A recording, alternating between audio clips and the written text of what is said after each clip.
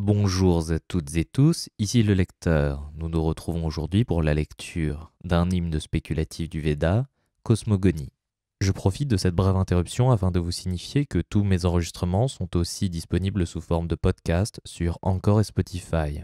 Lien en description de cette vidéo. Cosmogonie, Rig Veda 10, 129. Ni le non-être n'existait alors, ni l'être. Il n'existait l'espace aérien, ni le firmament au-delà. Qu'est-ce qui se mouvait puissamment? Où? Sous la garde de qui? Était-ce l'eau insondablement profonde? Il n'existait en ce temps ni mort, ni non-mort. Il n'y avait de signe distinctif pour la nuit et le jour. L'un respirait de son propre élan, sans qu'il y ait de souffle. En dehors de cela, il n'existait rien d'autre.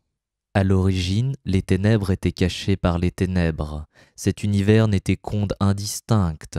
Alors, par la puissance de l'ardeur, l'un prit naissance, principe vide et recouvert de vacuité.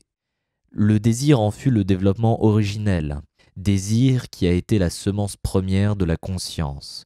Enquêtant en eux-mêmes, les poètes surent découvrir par leur réflexion le lien de l'être dans le non-être.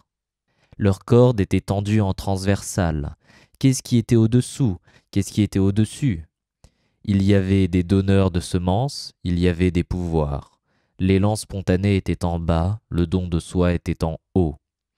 Qui sait en vérité, qui pourrait ici proclamer d'où est née, d'où vient cette création secondaire? Les dieux sont nés après, par la création secondaire de notre monde, mais qui sait d'où celle-ci même est issue?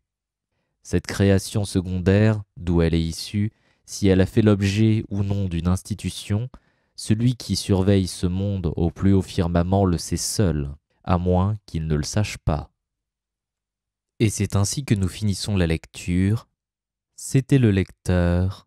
Lisez, aimez, partagez.